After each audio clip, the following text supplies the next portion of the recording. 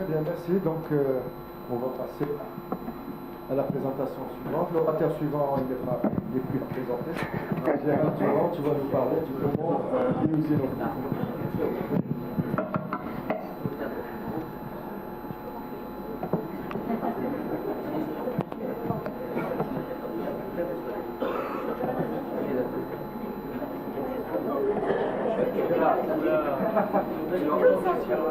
Tu m'auras notre faveur, 22 minutes, allez. Non, pas 22 minutes.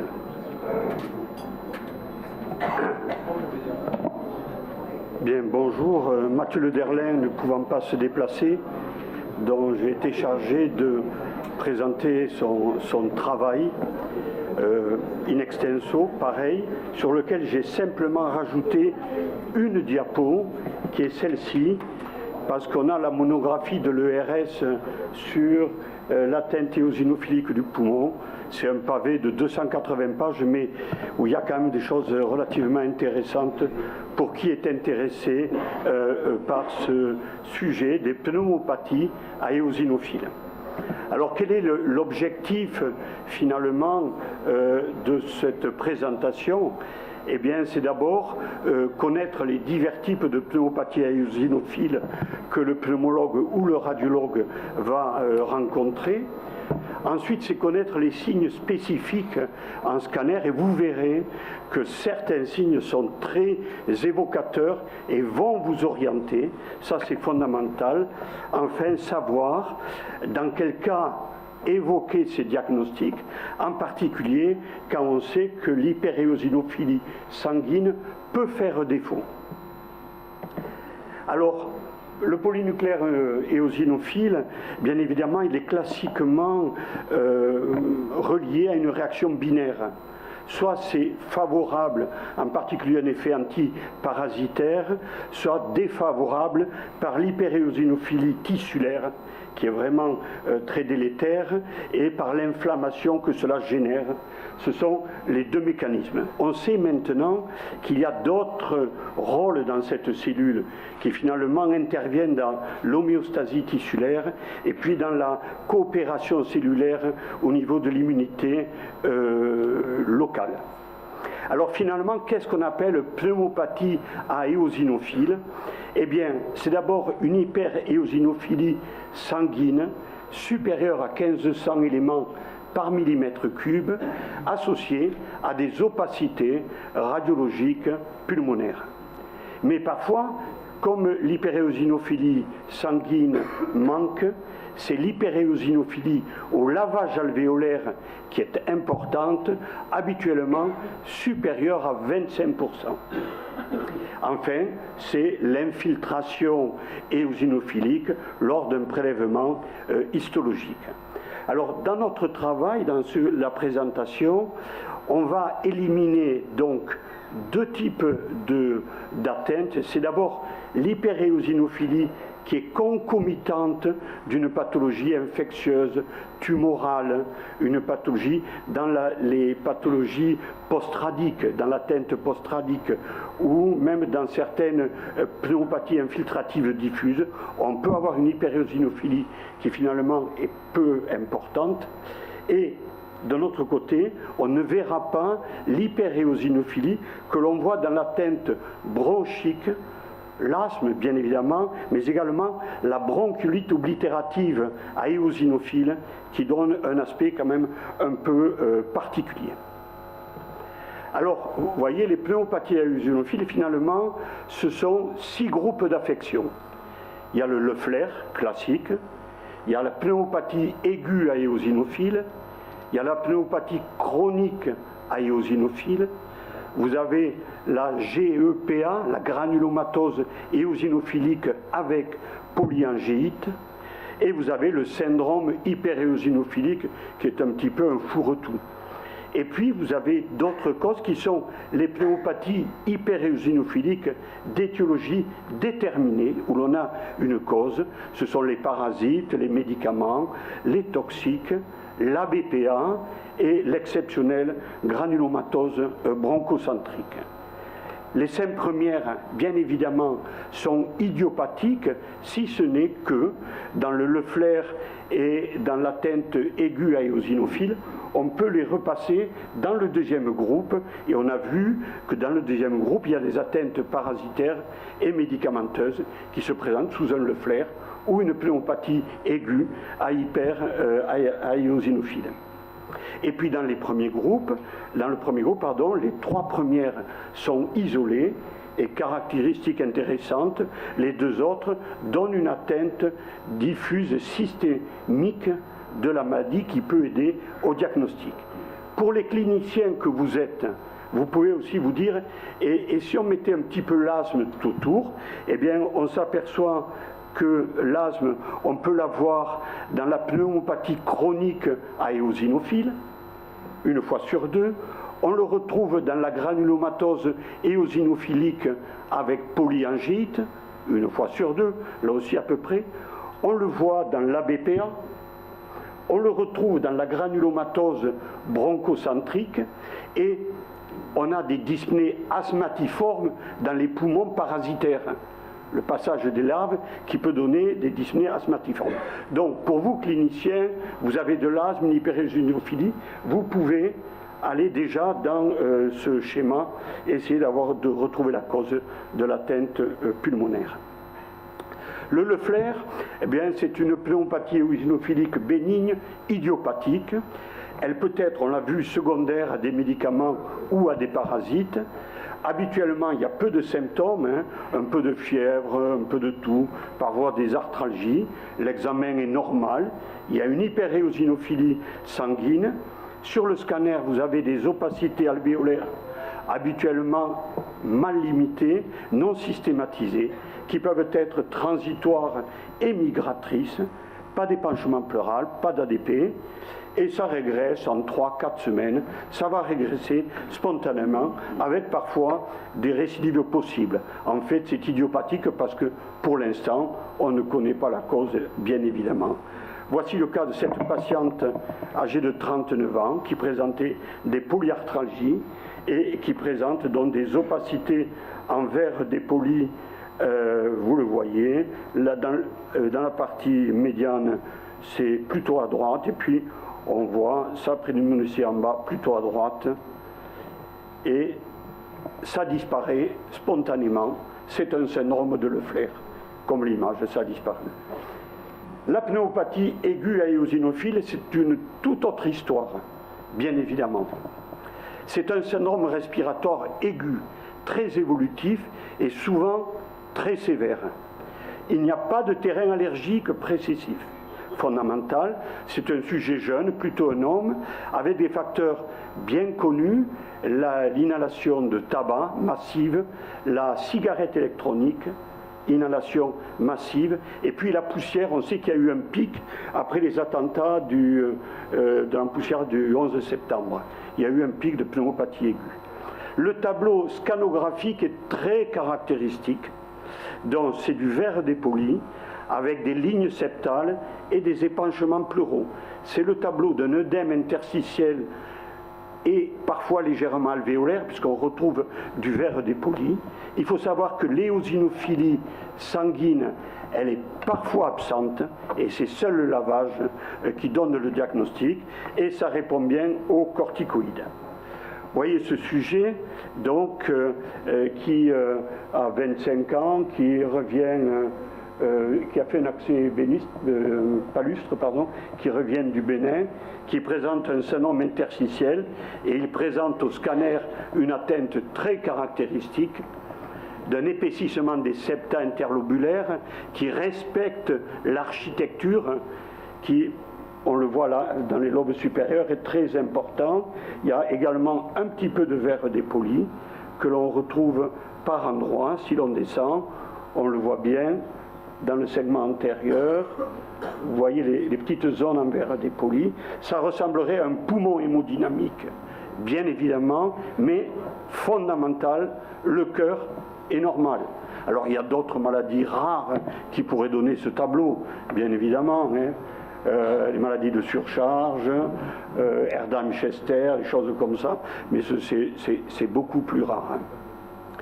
Donc, voyez l'atteinte, mettez-vous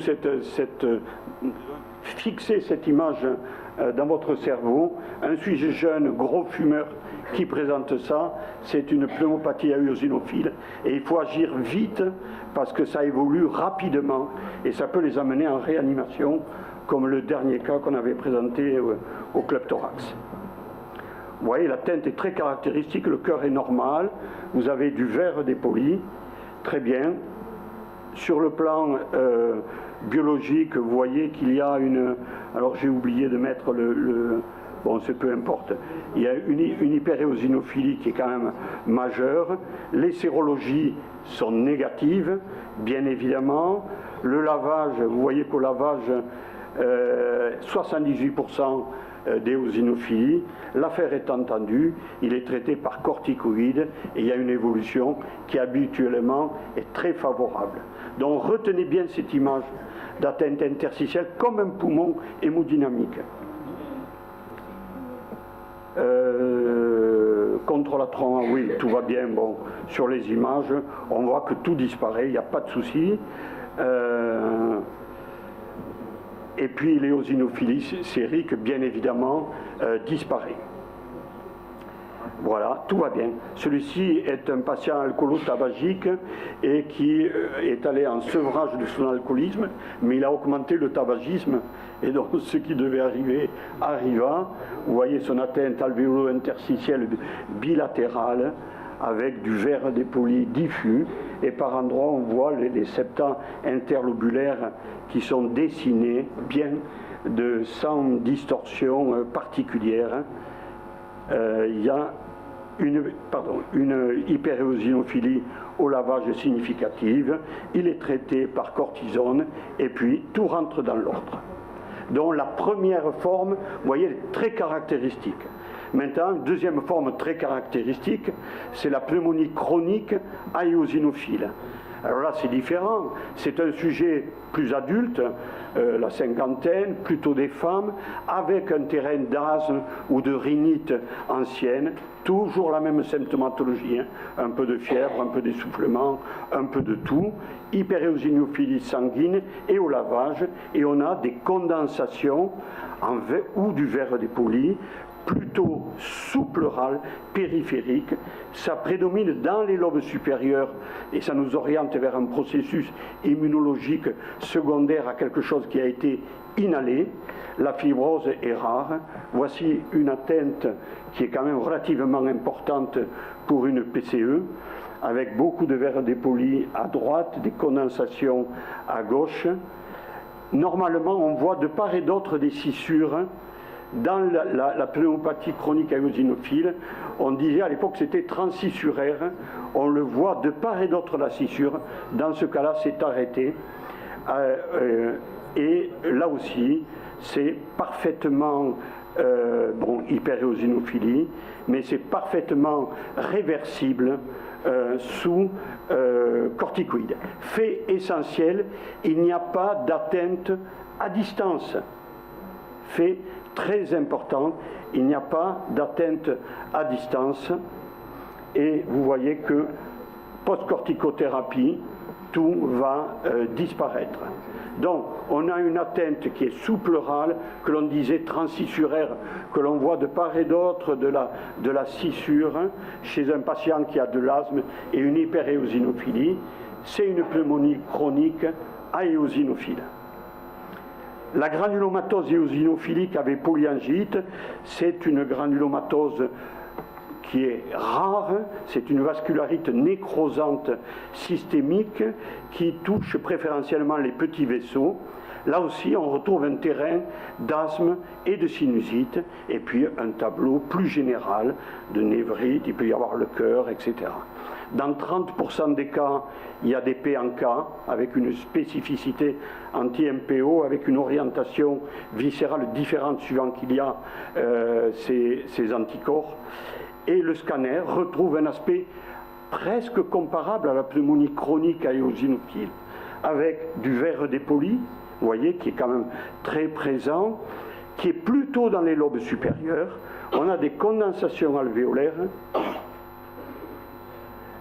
un épaississement des septants et un épaississement des parois bronchiques. Et le tableau est finalement relativement assez proche de la pneumonie chronique à éosinophile. À la grande différence, c'est qu'il peut y avoir des encas et qu'il peut y avoir une atteinte à distance. C'est ça qui fait la grande différence entre la PCE et les GEPA.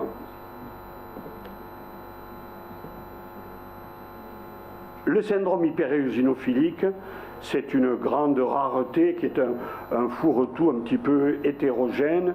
Vous voyez, sujet adulte, un sexe ratio à 1. Ça se caractérise par une hyperéosinophilie sérique qui souvent est importante, qui persiste depuis plus de 6 mois, et le bilan étiologique est totalement négatif. La maladie est multisystémique, hein, la peau, le système nerveux, le tube digestif, le cœur qui fait une partie du pronostic. Et l'atteinte pulmonaire, on la retrouve une fois sur 2, mais elle n'a rien de spécifique. C'est du verre dépoli, soit diffus, soit focal, et avec des nodules, parfois même en halo. Et dans tous les cas, il faudra penser que cette maladie qui atteint le cœur peut avoir donc par le biais du cœur un retentissement pulmonaire. Donc il faudra penser à, lorsqu'il y a une atteinte parenchymateuse, à bien apprécier le cœur pour savoir si le cœur n'est pas en cause, avec un aspect IRM qui serait relativement évocateur d'un rossement tardif et une fixation sous-endocardique.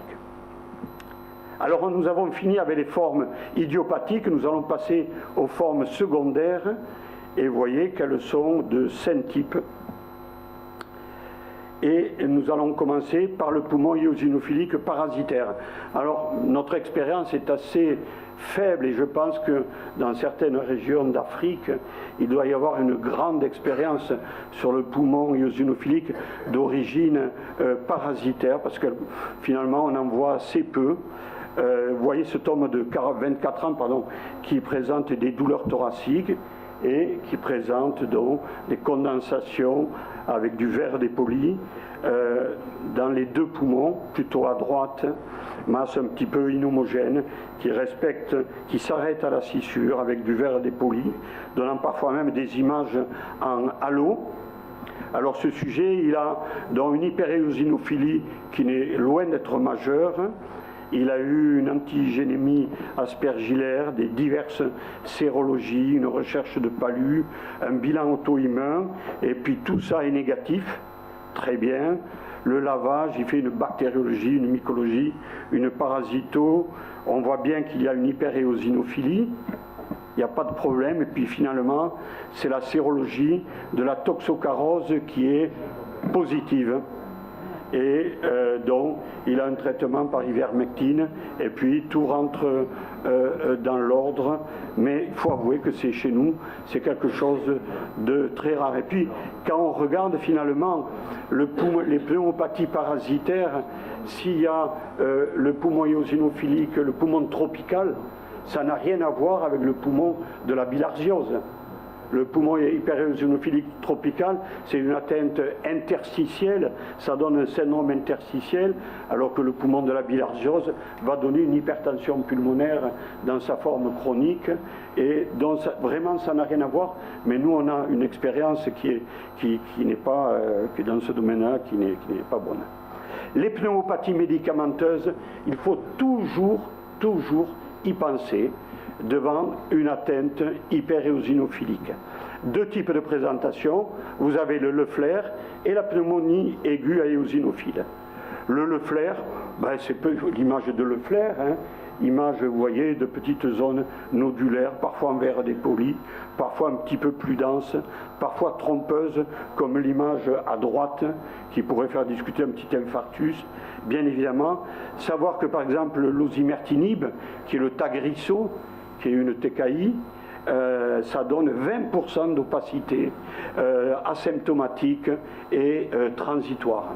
Donc, souvenez-vous qu'il y a toujours pensé aux médicaments. Alors, bien évidemment, vous allez vous baser sur l'histoire clinique, sur la temporalité, hein, le temps qui passe entre la prise, l'apparition, l'aspect TDM, puisqu'il y a deux types essentiellement, et puis on exclut tout le reste. Souvenez-vous, ça c'est fondamental, les médicaments, vous pouvez les mettre, regardez toutes les pathologies, vous pouvez les trouver. L'apnée, la pneumonie organisée, la pneumonie interstitielle aiguë avec le dommage alvéolaire, la pneumopathie aiguë à éosinophile, la pneumopathie d'hypersensibilité, la PIC, fibrose, la maladie véno-occlusive et la bronchiolite oblitérante. Donc ayez toujours à l'esprit, quand vous avez des pathologies parenchymateuses, ayez à l'esprit le médicament pneumotox et vous allez bien évidemment avoir le diagnostic éventuellement. Pneumopathie aiguë à éosinophile, on l'a vu, vous voyez, avec là il y a du verre dépoli, des condensations, on voit un petit peu le dessin des lobules secondaires. C'était une forme qui était liée, pardon, c'était, ah oui, la fluoxétine, le Prozac, c'est le Prozac. La BPA, que vous connaissez bien, qui survient sur deux terrains, asthme et mucoviscidose, 2% des asthmes et 10% des mucos, devant un asthme qui fait des décompensations, qui ne va pas bien, qu'on n'arrive pas à maîtriser, il faut y penser. C'est important puisqu'on a une possibilité quand même éventuellement de traiter ces gens-là. Et le radiologue a un rôle important et le clinicien qui regarde le scanner va essayer de trouver le signe caractéristique de cette maladie. On passera sur la réaction immunologique. Bon, là c'est la clinique, vous la connaissez, un asthme qui ne va pas bien. Il y a eu plusieurs critères diagnostiques. En 2021, on a sorti des nouveaux critères. Il y a 10 items. Si on a 6 items, on a une ABPA. Et sur ces 10 items, 3 items sont des critères scanographiques. 3, ça c'est fondamental. Les impactions mucoïdes, le mucus hyperdense et les bronchectasies. L'imagerie, vous la connaissez, ce sont des nodules centrolobulaires, des bronchectasies plutôt proximales, un épaississement de la paroi des bronches et des infiltrats parenchymateux qui peuvent bouger. Mais surtout, regardez les infiltrats denses qui sont très caractéristiques de cette maladie. Pardon. Qui sont très caractéristiques de cette maladie. En voilà un autre et en voilà d'autres, vous voyez, on a l'image en doigt de gant, ici, et là, on a, dès que vous avez un asthmatique qui ne va pas très bien, vous avez des infiltrats hyper denses, c'est une ABPA. Je finis avec la granulomatose bronchocentrique, qui est une maladie excessivement rare. Une fois sur deux, on a de l'asthme. Ce sont des granulomes qui se font et qui font une nécrose dans la paroi des bronches plutôt proximale et ça touche plutôt les lobes supérieurs. C'est pareil, il y a probablement une atteinte par voie aérienne. On a des nodules et des masses spiculées, des condensations, des bronchectasies et des impactions et parfois un aspect réticulonodulaire et on a un asthme qui n'est pas constant par contre. Alors finalement, quel message retenir? Et retenez-les parce que vous allez finalement avec ces quelques messages avoir une idée assez intéressante sur les pneumopathies d'hypersensibilité. Premièrement, la pneumopathie aiguë à éosinophile, ce sont les lignes septales régulières, le verre dépoli et un cœur normal. Donc c'est un poumon hémodynamique mais avec un cœur normal. La pneumonie chronique à éosinophile, ce sont les condensations alvéolaires sous-pleurales qui prédominent plutôt dans les lobes supérieurs. La GEPA, c'est comme la PCE, mais il n'y a pas d'atteinte à distance. Et enfin, la BPA, il y a des bronchectasies centrales et des bronchocèles denses. Ce n'est pas constant, c'est loin d'être constant, mais si vous les avez, vous avez le diagnostic. Et deuxièmement, comment faire pour éviter les errances de la vie, les errances diagnostiques? Il faut penser à une pneumopathie aiguë à éosinophile, même si vous n'avez pas d'éosinophile dans le sang. Pensez-y. Deuxièmement, pensez, lorsque vous avez un asthme, aux possibles maladies, lorsque vous avez une image radiographique et une éosinophilie. Pensez que ça peut être une PCE, pensez que ça peut être un Churg-Strauss, pensez que ça peut être une ABPA, un granulome bronchocentrique. Évoquez toujours la possibilité d'une atteinte médicamenteuse devant ce type de pathologie. Je vous remercie.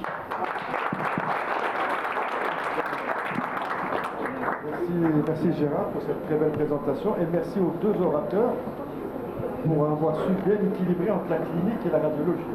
C'est ce qui a vraiment donné l'intérêt à suivre cette présentation. La parole est à la salle si vous avez des questions.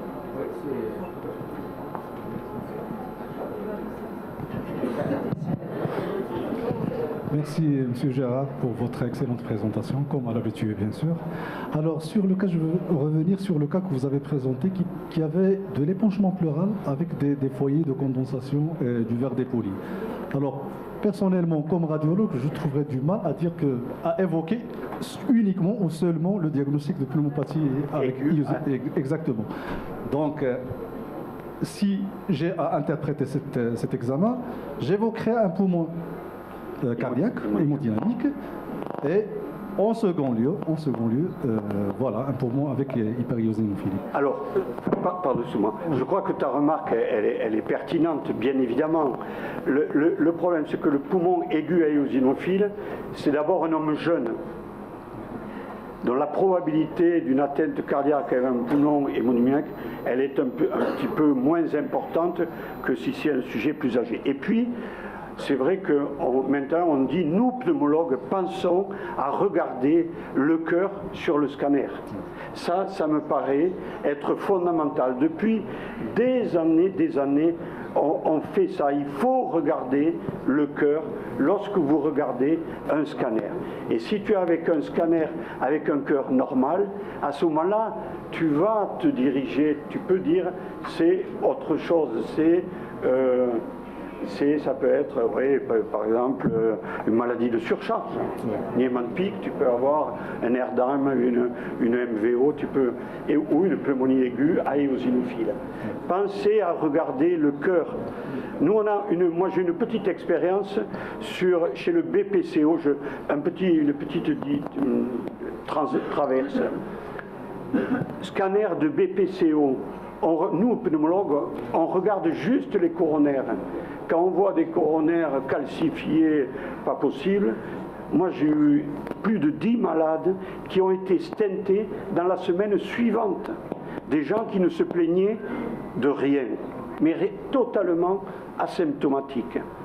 Importante calcification, ils vont voir le cardio qui fait son bilan et les gens sont guéris.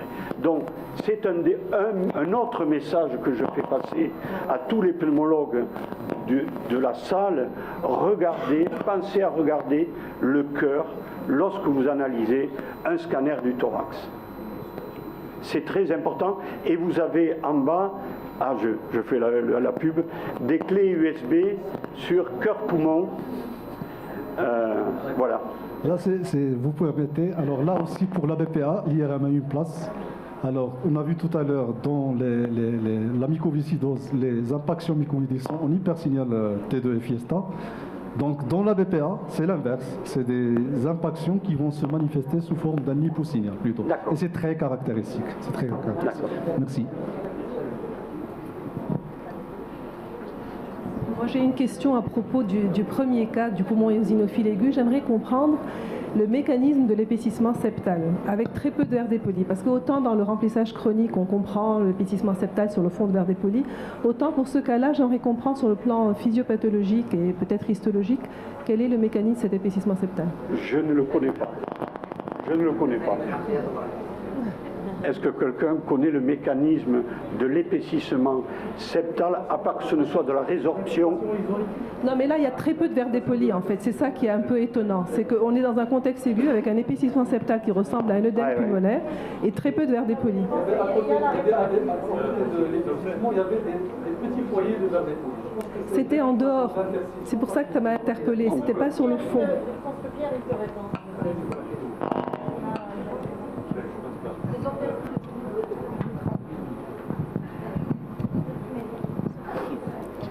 Je pense que l'atteinte septale, d'abord il y a une ou deux réflexions à faire. Le problème de l'atteinte septale dans la pneumopathie aiguë éosinophile et dans le Chorg-Gestroff, dans le GPA.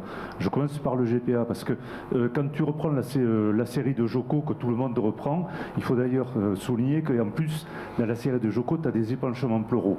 Donc si tu regardes, il y a des épanchements pleuraux, des atteintes septales, des épaississements bronchiques ou péribronchiques chez des gens qui peuvent avoir en plus une myocardiopathie liée à l'hyperéosinophilie. Comme souvent dans ces séries, on ne sait pas trop qui est quoi dans l'histoire.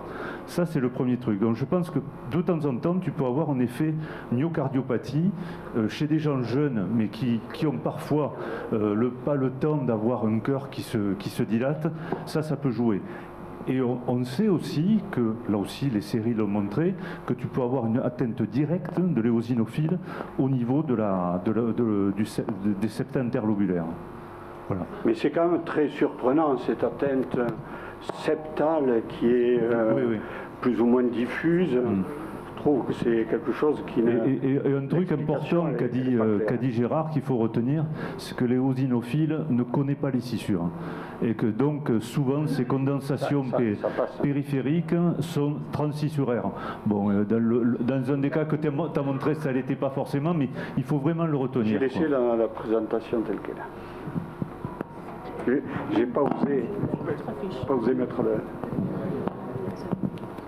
S'il vous plaît, est-ce qu'on peut avoir un poumon éosinophile avec un scanner normal? Mais quand on fait le lavage bronchiolo-alvéolaire, on trouve une éosinophilie alvéolaire qui peut être même importante. On a une éosinophilie alvéolaire, mais là on parle des pneumopathies aéosinophiles. C'est un poumon aéosinophile. Il faut une image. La définition, c'est une atteinte radiographique avec une éosinophilie. C'est sérique. Après, ça c'est autre chose. Si tu as une alvéolite aéosinophile, c'est pas un poumon éosinophile, c'est une alvéolite aéosinophile qui peut parfois être le reflet d'une atteinte sérique diffuse. Je ne sais pas là. Hein.